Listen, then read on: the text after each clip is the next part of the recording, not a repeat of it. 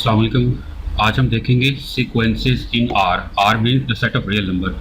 A real valued function with domain the set of natural numbers is called a sequence in R. ये हमारे पास एक function है x defined from the set of natural numbers to the set of real numbers. इसके domain देखें set of natural numbers है, तो इस फंक्शन को हम कहेंगे सीक्वेंस। ठीक है, इस फंक्शन को हम कहेंगे सीक्वेंस। और यहाँ पे हमने एक एग्जांपल लिखी है x of n equal 1/n for all natural numbers n। ठीक है, तो ये हमारे पास जो फंक्शन है ये एक सीक्वेंस भी है, क्योंकि इसकी domain set of natural numbers है। इस सीक्वेंस को हम इस तरह से भी लिख सकते हैं, इसमें वैल्यूज पुट करते जाएं। नेचुरल नंबर n पहले अब 1 पुट करें तो 1/1 आ जाएगा, उसके बाद 2 पुट करें तो 1/2 आ जाएगा, फिर 3 पुट करें तो 1/3 आ जाएगा, तो 1, 1/2, 1/3 एंड सो ऑन, और पैरेंथेसिस में इसको लिख देंगे। तो सीक्वेंस को हम इस तरह से भी लिख सकते हैं इस सीक्वेंस को। ठीक है, इन जनरल इसको लिख सकते हैं x1, x2, x3 and so on. इस तरीके से भी सीक्वेंस को लिखा जा सकता है। If xn is the nth term of the sequence x, then we can write the sequence as, इस तरह से लिखा जा सकता है पैरेंथेसिस में xn। ठीक है, इसकी nth टर्म लिखते हैं बस। तो ये जो हमारा सीक्वेंस है इसको फिर हम कैसे डिनोट कर सकते हैं, इस तरह से लिख सकते हैं। ठीक है, इस तरह से भी लिखा जा सकता है। और जैसे भी आपको लिख के दिखाया था कि इसकी सारी टर्म्स लिस्ट में की फॉर्म में लिखते हैं 1, 1/2, 1/3 एंड सो ऑन, उस तरीके से भी लिख सकते हैं। और इस तरीके से भी हम इसको लिख सकते हैं। और भी तरीके लिखने के, और क्या तरीका है इसका लिखने का, इस तरीके से लिखा जा सकता है x of n equal xn, यानी कि इसके सिर्फ nth टर्म इस तरीके से लिखते हैं जैसे हमने यहाँ पे लिखा था। इस तरीके से भी सीक्वेंस को लिखा जा सकता है। साथ में मेंशन कर दें कि यहाँ पे n क्या है, ये नेचुरल नंबर है। Members of the sequence are called terms और elements of the sequence, terms या फिर एलिमेंट। और ये अब हमें नज़र आ रहा है कि सीक्वेंस के अंदर हमेशा इनफाइनाइट नंबर ऑफ टर्म्स होती हैं। सीक्वेंस के अंदर हमेशा इनफाइनाइट टर्म्स होती हैं, कभी भी ये नहीं हो सकता कि सीक्वेंस के अंदर फाइनाइट नंबर ऑफ टर्म्स हो। आगे है limit of a sequence. Limit of a sequence, let x equal xn be a sequence. A fixed x which is a real number. ठीक है, x हमारा एक फिक्स्ड रियल नंबर है। A fixed x a real number is called limit of this sequence xn if for every epsilon greater than 0 there exists some natural number k depending upon epsilon such that absolute of xn minus x is less than epsilon for all n greater than equals to k। ठीक है, इस sequence xn की limit x है। कब है, ये condition कुछ given है हमें। सबसे पहले कि लिखा जा रहा है कि for every epsilon greater than 0, for every epsilon greater than 0, epsilon हमारा 0.1 हो सकता है, 10 हो सकता है, 100 हो सकता है।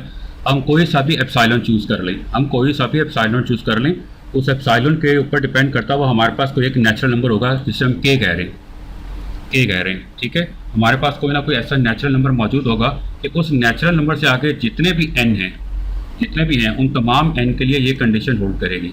और ये कंडीशन क्या है, फर्ज करें कि हमने कोई एक एप्सिलॉन चूज़ किया था और उसके कॉरेस्पॉन्डिंग हमारे पास एक के आ रहा है, ऐसा कोई नेचुरल नंबर है जो कि लेट्स सपोज 7 है। ये नेचुरल नंबर 7 है। अब 7 से आगे जितने भी नेचुरल नंबर होंगे इंक्लूडिंग 7, जितने भी होंगे, जैसे कि इन जनरल यहाँ पे मैं कोई ले लेता हूँ n, तो इसके कॉरेस्पॉन्डिंग जो टर्म होगी सीक्वेंस की xn, जैसे अगर हम यहाँ पे 8 ले लें तो ये टर्म आ जाएगी x8। ठीक है, तो उस टर्म x8 का इस फिक्स्ड x के साथ जो डिफरेंस है और उसका जो एब्सोल्यूट है वो एप्सिलॉन से लेस होगा। ठीक है, अगर हमें हर एप्सिलॉन के लिए कोई ना कोई ऐसा नेचुरल नंबर मिल रहा है जो कि इस कंडीशन को सेटिस्फाई करे, तो हम कहेंगे कि ये x लिमिट है सीक्वेंस xn की। हर सीक्वेंस की लिमिट मौजूद नहीं होती, किसी सीक्वेंस की लिमिट मौजूद होगी और किसी सीक्वेंस की लिमिट मौजूद नहीं होगी। जैसे कि अभी हम एग्जाम्पल यही करेंगे, ये जो हमने सीक्वेंस ऊपर पढ़ा था x ऑफ n इक्वल 1/9, इसके हम चेक करेंगे कि लिमिट एग्जिस्ट करती है या नहीं करती। अच्छा, अगर तो लिमिट है इसकी x, तो इसको हम लिखेंगे कैसे, वो right it age limit xn equal x, या फिर सिंपली लिमिट x, इस तरह लिखते हैं। बाद बुक्स में आप देखेंगे ये हो सकता है ये लिखा हो, यहाँ पे लिखा हो लिमिट और नीचे लिखा हुआ है n approaches two plus infinite, limit n approaches two plus infinite. तो ये लिखने की इतनी ज़रूरत नहीं, आप लिख भी दें तो भी ठीक है, लेकिन लिखने की इतनी ज़रूरत नहीं। यहाँ पे सीक्वेंसेस के अंदर जब भी हम लिमिट ले रहे होते हैं तो हमेशा यही लिमिट होती है n approaches two plus infinite. ठीक है, तो ऑब्वियस बात है, तो लिहाजा इसको लिखने की ज़रूरत नहीं है, लिख भी लें तो कोई हर्ज नहीं। अच्छा, ये जो हमने सीक्वेंस की डेफिनेशन लिमिट की जो डेफिनेशन लिखी है, इसको लूज वे में हम क्या कह सकते हैं, in a bit loose way we can say that xn approaches to x X N approaches to X as N increases without any bound. ठीक है, जैसे जैसे एन इंक्रीज होता चला जाएगा तो सीक्वेंस की जो टर्म्स हैं ये आहिस्ता आहिस्ता एक्स की तरफ बढ़ती चली जाएंगी, ये आहिस्ता आहिस्ता एक्स की तरफ बढ़ती चली जाएंगी। इसलिए एक एग्जांपल देख लेते हैं, ये जो हमने सीक्वेंस लिखा था 1/n, ज़रा इसको चेक कर लेते हैं, इसका ग्राफ बना के देख लेते हैं। ये हमारी वेबसाइट है desmos.com, इस पर जाइए ग्राफिंग कैलकुलेटर पे, यहाँ पे बना लेते हैं x of n equal 1/n। तो ये इसका ग्राफ भी बन गया है। एक तो ये याद रखिएगा कि ये जो ग्राफ बना है ये डोमेन कंसीडर कर रहे हैं रियल नंबर, ये डोमेन कंसीडर कर रहे हैं रियल नंबर, जबकि हमारी डोमेन क्या है, सिर्फ और सिर्फ नेचुरल नंबर्स है, सिर्फ और सिर्फ नेचुरल नंबर है। तो और ये शुरू होगा ज़ीरो से शुरू होगा। इसका ज़रा टेबल बना के देखते हैं साथ साथ, टेबल इसका बना के दे सकते हैं। ये n है और ये 1/n है, n सबसे पहले 1 आएगा तो वैल्यू 1 आ जाएगी। अब देखिए साथ साथ इसके पॉइंट्स भी आते जाएंगे। ठीक है, 1 है तो 1, उसके बाद अगर हम ले लें 2 तो ये आ जाएगा 0.5, ये आ गया 2 के ऊपर 0.5, ये डॉट आ गया। उसके बाद 3 लेंगे तो 3 के ऊपर ये वैल्यू आ गई। फिर हम यहाँ पे 10 ले लेते हैं तो 10 के ऊपर ये वैल्यू आ गई। ठीक है, तो ये जो डॉट्स हैं ये ग्राफ है कब, जबकि डोमेन हमारी नेचुरल नंबर्स है। और ये जो पूरी की पूरी लाइन है, रेड कलर की लाइन, ये ग्राफ कब है, जब डोमेन हमारे रियल नंबर है। तो हमने सिर्फ इन डॉट्स को कंसीडर करना है। तो ये अगर आप गौर करें तो जैसे जैसे n इंक्रीज हो रहा है तो ये डॉट्स नीचे आते चले जा रहे हैं, एक्स एक्सिस को अप्रोच कर रहे हैं। एक्स एक्सिस को अप्रोच कर रहे हैं मतलब क्या हो रहा है कि सीक्वेंस हमारा आहिस्ता आहिस्ता 0 की तरफ जा रहा है। ये आपको इस टेबल के अंदर भी नजर आ रहा है। 1 है तो सीक्वेंस की वैल्यू 1 है, पहली टर्म 1 है। 2 है तो सेकंड टर्म 0.5, 3 है तो थर्ड टर्म 0.33, 10 है तो 10th टर्म 0.1 सॉरी। उसके बाद अगर हम ले रहे हैं 100 तो अब ये आगे 100th टर्म क्या है 0.01। तो ये अगर आप गौर करें तो ये आहिस्ता आहिस्ता 0 की तरफ जा रही है, ये 0 की तरफ जा रही है। तो ये इसका ग्राफ अगर आप देखना चाहें 100 के ऊपर इसका ग्राफ क्या बनेगा, ये काफ़ी आगे चल के इसका ग्राफ बना होगा। ये हम यहाँ पे कर लेते हैं, यहाँ पे एक्सिस को चेंज कर लेते हैं। एक्सिस को अभी हम देखना चाह रहे हैं कहाँ से, देख लेते हैं हम 90 से 101, सिर्फ इतना हिस्सा देख लेते हैं, 90 से 101। तो ये देखें 100 के ऊपर नज़र आ रहा है, ये डॉट आ रहा है जो कि एक्स एक्सिस के ऊपर ही नज़र आ रहा है, लेकिन ये एग्जैक्टली एक्स एक्सिस के ऊपर नहीं। इसको अगर हम चाहे जूम करके देखना चाहें, इसको जूम करते जा रहे हैं, अब ये आपको नज़र आ रहा है, अब ये 100 के ये एक्स एक्सिस के ऊपर नहीं बल्कि एक्स एक्सिस से थोड़ा सा ऊपर है ये। ठीक है, इसका मतलब क्या है कि ये 0 के बहुत करीब आ गया। और अगर हम अपनी वैल्यू और ज़्यादा बढ़ा लें, यहाँ पे अगर हम 10,000 ले लेते हैं, 10,000 ले लेते तो ये नंबर देखिए 0 के और करीब आ गए। तो जो हमने कहा था if n increases without any bound, ठीक है, n विदाउट एनी बाउंड बढ़ता चला जा रहा है, तो ये सीक्वेंस की जो टर्म्स है ये किसकी तरफ जा रही है, 0 की तरफ जा रही है। लिहाजा इस सीक्वेंस की टर्म, इस सीक्वेंस की लिमिट 0 है। 1/n जो सीक्वेंस है इसकी लिमिट 0 है। लेकिन ये अभी हमने प्रूव नहीं किया, हमने सिर्फ इसको कह लें कि एक तरह से चेक किया है, सिर्फ बाकायदा प्रूफ इसका नहीं है, ये मैथमेटिकल प्रूफ नहीं है जो हमने किया है। मैथमेटिकल प्रूफ इसका अभी हम आगे चल के करेंगे। इसी को कर लेते हैं सबसे पहले, बाकी चीज़ें हम बाद में देखते हैं, पहले हम इसी को कर लेते हैं। एग्जाम्पल 1, लिमिट 1/n इक्वल 0, यानी सीक्वेंस की लिमिट 0 है, ये हमें प्रूव करना है। लिमिट की डेफिनेशन एक बार लेकिन फिर देख लें। डेफिनेशन क्या है कि अगर तो ये सीक्वेंस x को अप्रोच कर रहा है, यानी कि सीक्वेंस की लिमिट x है, तो इसका मतलब है हमारे पास ये कंडीशन होगी for every epsilon greater than 0 there exist some natural number k depending upon epsilon such that this condition holds. और ये कंडीशन क्या है, absolute of x n minus x is less than epsilon. और n यहाँ पे क्या है, n हमारा कोई सा भी नेचुरल नंबर है जो कि k से ग्रेटर है या k के इक्वल है। हर एक नेचुरल नंबर के लिए ये कंडीशन होल्ड करेगी, लेकिन सिर्फ उन नेचुरल नंबर के लिए जो कि k या k से आगे हैं। ठीक है, तो ये अब हम प्रूव करते हैं। ज़रा इसको हम ये प्रूव करें कि 1/n सीक्वेंस की लिमिट 0 है। तो सबसे पहले तो हमें ये करना है कि एप्सिलॉन लेते हैं greater than 0, epsilon greater than 0 लेंगे और अब हमें k फाइंड आउट करना है खुद से, k खुद से फाइंड आउट करना है जो कि इस एप्सिलॉन पे डिपेंड कर रहा हो। तो पहले देखिए अगर एप्सिलॉन ग्रेटर देन 0 है तो 1/ε ये भी ग्रेटर देन 0 होगा। ठीक है, और ये डेफिनेटली रियल नंबर है कोई, क्योंकि एप्सिलॉन रियल नंबर है तो 1/ε भी रियल नंबर है। और हमने एक वीडियो लेक्चर में, पिछले वीडियो लेक्चर में आर्किमिडियन प्रॉपर्टी पढ़ी थी, वो क्या थी कि हर रियल नंबर से ग्रेटर एक नेचुरल नंबर मौजूद होता है, हर रियल नंबर से ग्रेटर एक नेचुरल नंबर मौजूद होता है। तो ये जो रियल नंबर आ रहा है उससे ग्रेटर भी एक नेचुरल नंबर मौजूद होगा जिसको हम k कह देते हैं। ठीक है, so by Archimedean property there exist some natural number k depending upon this epsilon such that k is greater than 1/ε। अब ये जो हम कहते हैं कि k डिपेंड करेगा एप्सिलॉन पे, ये हम क्यों कहते हैं, ये देखें यहाँ पे अगर मैं लिख रहा हूँ एप्सिलॉन और यहाँ पे लिख रहा हूँ 1/ε और यहाँ पे लिख रहा हूँ मैं k। अगर एप्सिलॉन फर्ज करें कि हमने 1 लिया है तो 1 अपॉन एप्सिलॉन ये भी 1 बढ़ेगा। ठीक है, तो हम यहाँ पे कह रहे हैं ना के ग्रेटर देन 1 अपॉन एप्सिलॉन, कोई ना कोई एग्जिस्ट करेगा। 1 अपॉन एप्सिलॉन से ग्रेटर के एग्जिस्ट करेगा। अब 1 अपॉन एप्सिलॉन क्या है, 1 है, तो इससे ग्रेटर नेचुरल नंबर है, बहुत सारे हैं, 2 भी है, 3 भी है, 4 भी है, 5 भी है, जो भी चाहे ले सकते हैं। जैसे कि मैं यहाँ पे ले लेता हूँ, इसे 3 ले लेता हूँ। 1 अपॉन एप्सिलॉन से ग्रेटर चाहिए था ना, कुछ भी ले सकते थे, तो 3 ले लिया मैंने। अब अगर हम एप्सिलॉन को अगर चेंज करते हैं, जैसे एप्सिलॉन को अगर ले लें 0.2, एप्सिलॉन को 0.2 ले लें, तो 1 अपॉन एप्सिलॉन क्या आएगा, ये आ जाएगा 5। अब 1 अपॉन एप्सिलॉन से यानी कि 5 से ग्रेटर एक नेचुरल नंबर चाहिए। अब वो नेचुरल नंबर हम 3 नहीं ले सकते, 3 नहीं ले सकते। अभी हम क्या ले सकते हैं, 6 ले सकते हैं, 7 ले सकते हैं, 10 ले सकते हैं, तो चेंज हो जाएगा। जैसे मैं यहाँ पे 7 ले लेता हूँ। ठीक है, तो ये एप्सिलॉन के चेंज होने से के चेंज हो गया, एप्सिलॉन के चेंज होने से के चेंज हो गया, इसलिए हम कहते हैं कि के डिपेंडिंग अपॉन एप्सिलॉन। यहाँ पर हमने लिखा है के depending upon epsilon such that 1 upon epsilon is less then के, मतलब ये कि इस 1 अपॉन एप्सिलॉन से ग्रेटर एक नेचुरल नंबर मौजूद है। यहाँ पे हमने क्या किया, इस इनइक्वालिटी का रेसिप्रोकल ले लिया, और हमें पता है जब हम इनइक्वालिटी का रेसिप्रोकल लेते हैं तो उसकी डायरेक्शन चेंज हो जाती है, डायरेक्शन उसकी चेंज हो जाती है। Then for n greater than equals to k, अभी हम ये ले रहे हैं n greater than equals to k, we have, अब इस इनइक्वालिटी का भी रेसिप्रोकल ले लिया, और इनइक्वालिटी का रेसिप्रोकल लेंगे तो उसकी डायरेक्शन चेंज हो जाएगी, तो ये आ जाएगा 1 upon k is greater than equals to 1 upon n. ठीक है, एंड अच्छा अब हमें प्रूफ क्या करना है, प्रूफ हमें ये करना है, ये हमें प्रूव करना है, xn minus x is less than epsilon, यानी कि सीक्वेंस की nth टर्म यहाँ लिखेंगे और जिसको हम लिमिट क्लेम कर रहे हैं उसको यहाँ लिखेंगे, और ये होना चाहिए लेस देन एप्सिलॉन, ये लेस देन एप्सिलॉन होना चाहिए। ठीक है, तो यहाँ पे हमने लिखा है ये हमारा xn है माइनस ये x है जिसको हम लिमिट क्लेम कर रहे हैं। लिमिट क्लेम किसको कर रहे हैं, 0 को। ठीक है, ये आ गया xn माइनस एक्स, ये किसके इक्वल आएगा, पहले तो ये 0 खत्म हो जाएगा, फिर एब्सोल्यूट ऑफ 1 अपॉन एन क्या आएगा, एब्सोल्यूट हट जाएगा, क्योंकि एब्सोल्यूट लगाने का मकसद क्या होता है कि अगर अंदर वैल्यू नेगेटिव है तो उसको हम पॉजिटिव बना दें, तो 1 अपॉन एन तो पहले ही पॉजिटिव है। ठीक है, तो एब्सोल्यूट हट जाएगा, और 1 upon n is less than equal to 1 upon k, ये कहाँ से आया, यहाँ से आ गया, ये हमने लिख दिया। और फिर 1 upon k is less than epsilon, ये कहाँ से आ रहा है, ये यहाँ से आ रहा है, ये हमने लिख दिया। फिर हमने क्या किया, अगले स्टेप में इन दो चीज़ों को बीच में से हटा दें, ये लिखा है हमने ये सारा, ठीक है, और एप्सिलॉन लिखा है, और रिलेशनशिप इनमें से कौन सा आएगा, लेस देन, ये आ जाएगा लेस देन। और ये कंडीशन किसके लिए होल्ड करिए, ये जो इनइक्वालिटी है ये किसके लिए होल्ड करिए, डिपेंड करता है कि हमने एन अपना कैसा लिया हुआ है, एन कैसा लिए, तो एन तो हमने ये लिया था n greater than equal to k, तो इसके साथ हम लिखेंगे for all n greater than equal to k.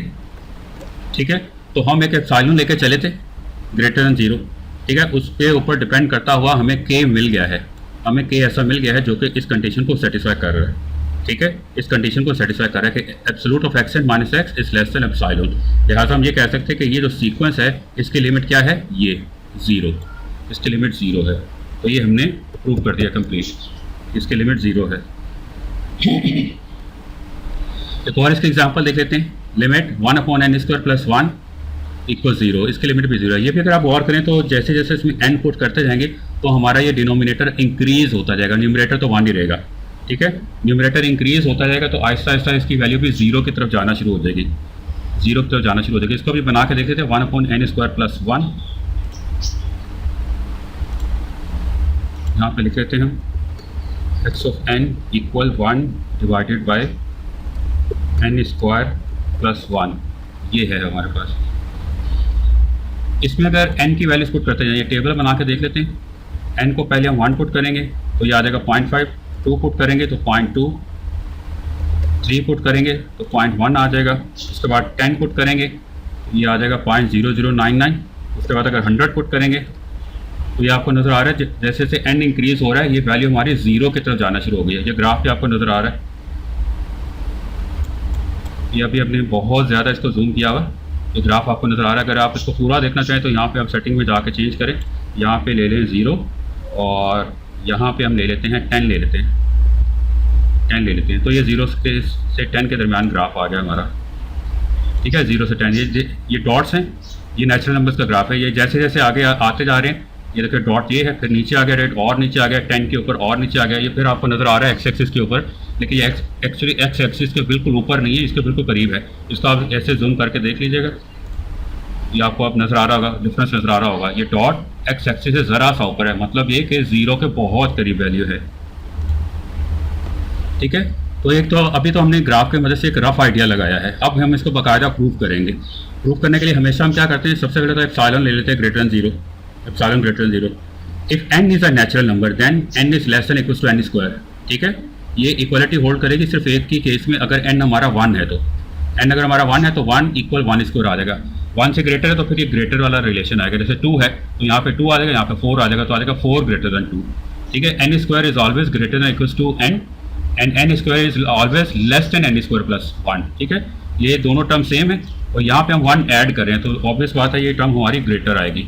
ठीक है, और फिर हम इसका रेसिप्रोकल लेंगे पूरी का, इस पूरे एक्सप्रेशन का रेसिप्रोकल लेंगे तो हमारी इनइक्वालिटी रिवर्स हो जाएगी। इसको जरा ख्याल से लिखिएगा, रिवर्स करके हमने क्या किया, इस चीज़ को यहाँ पे लिख दिया। ठीक है, फिर ये आ जाएगा लेस देन, ये आ जाएगा 1/n स्क्वायर और ये लेस देन इक्वली रहेगा, ये आ जाएगा 1/n। तो जब आप रेसिप्रोकल लेंगे तो आप ख्याल से रखिएगा, आप अगर अपनी आसानी के लिए चाहें तो पहले आप इसको ऐसे ही लिख लें, 1/n is greater than equal to 1/n square. ठीक है, and is greater than 1/n square plus 1। अगर आप चाहें तो पहले ये लिख लें, उसके बाद आप ये वाली फॉर्म लिख लें। तो ये सारी चीज़ असल में यही वाली है, यही सारी चीज़ है। ठीक है, इस इनइक्वालिटी को हमने आगे चलकर यूज़ करना है, फिलहाल हम इसको यहीं पे रखते हैं। Now for epsilon greater than 0 there exist some natural number k by Archimedean property such that 1/k is less than epsilon. हमने क्या कहा था कि हर रियल नंबर से ग्रेटर एक नेचुरल नंबर मौजूद होता है, जैसे हमने यहाँ पे लिखा था, ये देखिए हमने कहा था k ग्रेटर देन 1/एप्सिलॉन, उसके बाद फिर हमने लिखा था epsilon is greater then 1/k। आप चाहे तो डायरेक्ट ये भी लिख सकते हैं। ठीक है, डायरेक्ट ये भी लिख सकते हैं, तो यही हमने यहाँ पे लिखा हुआ है, such that epsilon is greater then 1/k। आप अगर चाहे तो पहले इसको लिख सकते हैं कि k इज ग्रेटर देन 1/एप्सिलॉन, यानी कि इस 1/एप्सिलॉन से ग्रेटर एक नेचुरल नंबर k मौजूद है। जैसे भी आप लिखना चाहें लिख सकते हैं। ठीक है, and for n greater than equal to k, आप देखिए n हम ले रहे हैं n greater than equal to k। पहले तो ये हमारे पास इनइक्वालिटी होल्ड करेगी, ये हमारे पास कहाँ से आ रही है, ये सारी यही चीज़ है, यहाँ से ये वाला हिस्सा हमें ले लिया अभी। 1/n square is less than equal to 1/n and 1/n is less than equal to 1/k। अब ये चीज़ कहाँ से आ रही है, 1/n is less than equal to 1/k, यहाँ से, ये यहाँ से आ रही है। ठीक है, and 1/k is less than epsilon, ये यहाँ से आ रहा है, ये हमने लिख दिया। ठीक है, सो अब जो सीक्वेंस है जिसके हम प्रूव करना चाह रहे हैं ना कि इसकी लिमिट 0 है, तो इसकी nx टर्म क्या है, 1/n स्क्वायर प्लस 1। तो ये असल में हमने लिखा हुआ है xn माइनस x हमारा इस केस में क्या है 0, जिससे हम क्लेम करें कि ये हमारी लिमिट है 0। किसके इक्वल आएगा, पहले तो ये 0 हटेगा, फिर ये एब्सोल्यूट भी हट जाएगा। एब्सोल्यूट इसलिए हट जाएगा क्योंकि ये टर्म हमारी हमेशा पॉजिटिव ही होगी, ये नेगेटिव कभी भी नहीं आ सकती, तो बस सिंपली इसका एब्सोल्यूट हट जाएगा। और 1/n square plus 1 is less than 1/n square, ये कहाँ से आ रहा है, ये यहाँ से आ रहा है। 1/n square is less than epsilon, ये कहाँ से आ रहा है, यहाँ से। अगर आप गौर करें तो 1/n स्क्वायर ये लेस होगा एप्सिलॉन से, ये यहाँ से आ रहा है। ठीक है, फिर हमने क्या किया, ये चीज़ें हटा दे बीच में से, ये चीज़ें हटा दी, तो ये चीज़ क्या आ जाएगी, less than epsilon, less than epsilon आ जाएगा। ठीक है, अब ये हमारे पास इनइक्वालिटी होल्ड कर रही है, किस n के लिए होल्ड कर रही है, हमने n क्या लिया था, हमने n ये लिया था greater than equal to k। ठीक है, तो ये इनइक्वालिटी होल्ड करी, तो हम कह सकते हैं कि इस सीक्वेंस की लिमिट 0 है। This implies the limit of 1/n square plus 1 is 0। ये भी हमारा प्रूफ कंप्लीट हो गया। एग्जाम्पल 3 हम देखते हैं, limit 3n plus 2 divided by n plus 1 equals 3। इसकी लिमिट 3 है, ये हमें प्रूव करना है। For epsilon greater than 0 we need to find k depending upon epsilon such that absolute of 3n plus 2 divided by n plus 1 minus 3 is less than epsilon for all n greater than equals to k। ये हमारे पास होना चाहिए, ये result हमारे पास आना चाहिए। Since epsilon is greater than 0, so by Archimedean property there exists some natural number k such that 1/k is less than epsilon। जैसे अभी पिछले 2 एग्जाम्पल में कर चुके हैं, बिल्कुल वैसे ही है। And for n greater than equal to k we have 1/n is less than equal to k। हमने क्या किया, इस इनइक्वालिटी का रेसिप्रोकल ले लिया हमने, तो इनइक्वालिटी रिवर्स हो जाएगी। अब देखें, हम ये प्रूव करना चाह रहे हैं कि ये xn टर्म है और ये x हमारा, ठीक है, तो हमने ले लिया absolute of xn minus x। पहले तो ये देखें किसके इक्वल आएगा, ये आप इसका एलसीएम ले लें, एलसीएम लेके सिंप्लीफाई करें तो ये आ जाएगा absolute of minus 1/n plus 1। अब ये नेगेटिव साइन हट जाएगा इस एब्सोल्यूट की वजह से। ठीक है, क्योंकि हमें हर सूरत ये पॉजिटिव चाहिए होता है, तो ये नेगेटिव साइन हट जाएगा। 1/n प्लस 1 ये आएगा लेस देन 1/n। ठीक है, ऑब्वियस बात है।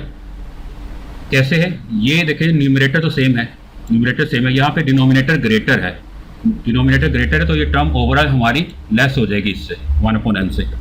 1/n plus 1 is less than 1/n and 1/n is less than equal to 1/k, ये यहाँ से आ रहा है। ठीक है, and 1/k is less than epsilon, ये यहाँ से आ रहा है। ठीक है, तो फिर हमारे पास क्या आ जाएगा, लेफ्ट हैंड साइड से ये लेंगे, लेफ्ट मोस्ट और राइट मोस्ट पे ये है एप्सिलॉन, ये आ जाएगा, और दोनों के दरमियान में रिलेशन कौन सा आएगा, ये एप्सिलॉन, ये लेस देन वाला। एक बार भी दरमियान में आ जाए लेस देन तो अब यही रिलेशन आएगा लेस देन का। ठीक है, तो ये इनइक्वालिटी हमारी होल्ड कर रही है, किसके लिए कर रही है, किस n के लिए कर रही है, ये n हमने क्या लिया था, n greater than equals to k। ठीक है, n greater than equals to k लिया था हमने, तो लिहाजा हम ये कह सकते हैं कि ये जो सीक्वेंस है इसकी लिमिट क्या है, 3, इस सीक्वेंस की लिमिट 3 है, तो ये हमने प्रूव कर दिया। अच्छा, यहाँ पे एक कन्वर्जेंट सीक्वेंस की डेफिनेशन भी है, ये यहाँ पे भी लिखी हुई नहीं है, ये आपको खुद लिख लीजिएगा। कन्वर्जेंट सीक्वेंस कैसे कहते हैं, जिस सीक्वेंस की लिमिट एग्जिस्ट करती हो, जिस सीक्वेंस की लिमिट एग्जिस्ट करती हो उसे हम कहते हैं कन्वर्जेंट सीक्वेंस, और जिसकी लिमिट एग्जिस्ट ना करती हो उसे हम कहते हैं डाइवर्जेंट सीक्वेंस, डाइवर्जेंट सीक्वेंस। अब एक थ्योरम करना है हमें, हमने यहाँ पे 3 एग्जाम्पल की, तीनों एग्जाम्पल कन्वर्जेंट सीक्वेंसेस की थी, और उसमें सबसे पहले हमने ये किया था ये कि 1/n इसके लिमिट 0 है, और इस सीक्वेंस के लिमिट 0 के अलावा कुछ और नहीं है, इस सीक्वेंस के लिमिट 0 के अलावा और कुछ और नहीं है। बाकी भी जो 2 एग्जाम्पल हमने की थी उनकी भी जो लिमिट्स आ रही थी उनके अलावा उनकी कोई लिमिट एग्जिस्ट नहीं करती। ठीक है, जनरलाइज फॉर्म में हम ये कहेंगे कि किसी भी सीक्वेंस की लिमिट अगर तो एग्जिस्ट करती है तो वो यूनिक होगी। ठीक है, हर सीक्वेंस की लिमिट एग्जिस्ट करना ज़रूरी नहीं है, लेकिन अगर लिमिट एग्जिस्ट करती है तो फिर वो यूनिक होगी। ऐसा नहीं होगा कि किसी एक सीक्वेंस की 2 लिमिट्स आ रही हैं। तो ये हमने यहाँ पे प्रूव करना है। थ्योरम हमारा, limit of a sequence if exist is unique, limit of a sequence if exist is unique, ये हमने प्रूव करना है। और मैथमेटिक्स में बहुत बार ऐसा होता है कि किसी चीज़ की यूनिकनेस हम प्रूव करना चाह रहे हो तो हम उस चीज़ को डिस्टिंक्ट लेके नहीं चलते बल्कि 2 अलग अलग लेके चलते हैं, तो बाद में हम प्रूव करते हैं कि जो 2 अलग हमने लिए वो दोनों असल में एक ही हैं।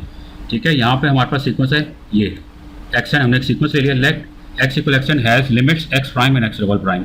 हमने कह दिया कि इसकी 2 लिमिट्स हैं, 2 लिमिट्स हैं। ठीक है, हमें यूनिकनेस प्रूव करनी है, तो यूनिकनेस प्रूव करने के लिए हमें प्रूव करना पड़ेगा कि जो हमने x प्राइम और x डबल प्राइम लिया ये दोनों असल में एक ही चीज़ है, यानी कि दोनों इक्वल हैं, ये हमें प्रूव करना है। ठीक है, पहले तो देखें, ठीक है, एप्सिलॉन ग्रेटर देन 0, अगर एप्सिलॉन ग्रेटर देन 0 तो एप्सिलॉन अपॉन 2 भी ग्रेटर देन 0 है। ठीक है, so x prime limit of x implies there exist a natural number k1। अब हम k नहीं लिख रहे, k1 लिख रहे हैं क्योंकि हमने आगे भी इसको डेफिनेशन को यूज़ करना है, तो इसलिए k1 लिख रहे हैं। x prime a limit of x implies there exists a natural number k1 depending upon epsilon such that absolute of xn minus x prime is less than epsilon upon 2 for all n greater than equal to k1। ये हमने simply ये क्या किया है, limit की definition use किया है। ठीक है, इसकी लिमिट एग्जिस्ट कर रही है तो हम इसकी डेफिनेशन को यूज़ कर सकते हैं। ठीक है, यहाँ पर जो लिखे ना k1 डिपेंडिंग अपॉन एप्सिलॉन, यहाँ पे अगर आप चाहें तो ये भी लिख सकते हैं k1 depending upon epsilon upon 2, क्योंकि हम यहाँ पे जब इसकी लिमिट x को ले रहे हैं ना कि कन्वर्जन सीक्वेंस है, यानी इसकी लिमिट एग्जिस्ट कर रही है, तो हम ये ले रहे हैं जो रियल नंबर लेना होता है हमें नॉन नेगेटिव एप्सिलॉन अपॉन 2 ले रहे हैं। तो आप चाहें तो एप्सिलॉन अपॉन 2 भी लिख सकते हैं, और अगर चाहें तो एप्सिलॉन भी लिख सकते हैं। एप्सिलॉन लिखने पे भी कोई हर्ज नहीं है। उसकी वजह क्या है, क्योंकि जो एप्सिलॉन अपॉन 2 है वो किस पे डिपेंड कर रहा है, वो एप्सिलॉन पे ही डिपेंड कर रहा है, वो एप्सिलॉन ही पे डिपेंड कर रहा है। तो जो k1 है ये एक्चुअली एप्सिलॉन ही पे डिपेंड कर रहा है। तो यहाँ पे आप चाहे एप्सिलॉन लिखते हैं चाहे आप एप्सिलॉन अपॉन 2 लिखते हैं, दोनों ठीक है। तो ये हमने डेफिनेशन यूज़ की किसकी, के लिमिट के जो x हमारा सीक्वेंस है, जो x सीक्वेंस है इसकी लिमिट x प्राइम है। ठीक है, लेकिन हमने कहा था कि इस सीक्वेंस x की लिमिट x डबल प्राइम भी है। ठीक है, तो फिर हम यही कह रहे हैं कि हम एप्सिलॉन अपॉन 2 ग्रेटर देन 0 ले रहे हैं, तो एप्सिलॉन अपॉन 2 के ऊपर डिपेंड करता हुआ एक नेचुरल नंबर होगा जिसको हम k2 कह रहे हैं, ठीक है। तो ये कंडीशन होल्ड करेगी कि x and minus x double prime जो कि हमारी लिमिट है is less than epsilon upon 2 for all n greater than equals to k2। अब ये 2 इनइक्वालिटीज़ हैं, इनको हमने नंबर दे दिया 1 और 2, ये 2 इनइक्वालिटीज़ हैं। पहली इनइक्वालिटी ट्रू है, किसके लिए ट्रू है, तमाम नेचुरल नंबर्स के लिए जो कि k1 से ग्रेटर है। अब k1 लेट सपोज यहाँ कहीं पे है, k1 यहाँ कहीं पे है। पहली इनइक्वालिटी ट्रू है तमाम नेचुरल नंबर्स के लिए जो कि इससे आगे हैं, इससे आगे। ठीक है, इसके साथ में 1 भी लिख रहा हूँ कि इनइक्वालिटी 1 इसके लिए ट्रू है, और k2 लेट सपोज यहाँ पे है। ठीक है, और ये जो सेकंड इनइक्वालिटी है हमारी, सेकंड इनइक्वालिटी किसके लिए ट्रू है, तमाम नेचुरल नंबर्स के लिए जो कि k2 से आगे हैं, k2 भी इंक्लूडेड है। ठीक है, k2 भी इंक्लूडेड है। तो हम ये कह सकते हैं कि दोनों इनइक्वालिटीज़ एक साथ होल्ड करेंगी, दोनों इनइक्वालिटीज़ के एक साथ होल्ड करेंगी तमाम नेचुरल नंबर्स के लिए जो कि k1 से आगे हैं। ठीक है, क्योंकि k2 होल्ड कर रही है ना इन सब के लिए जो कि k1 से आगे हैं।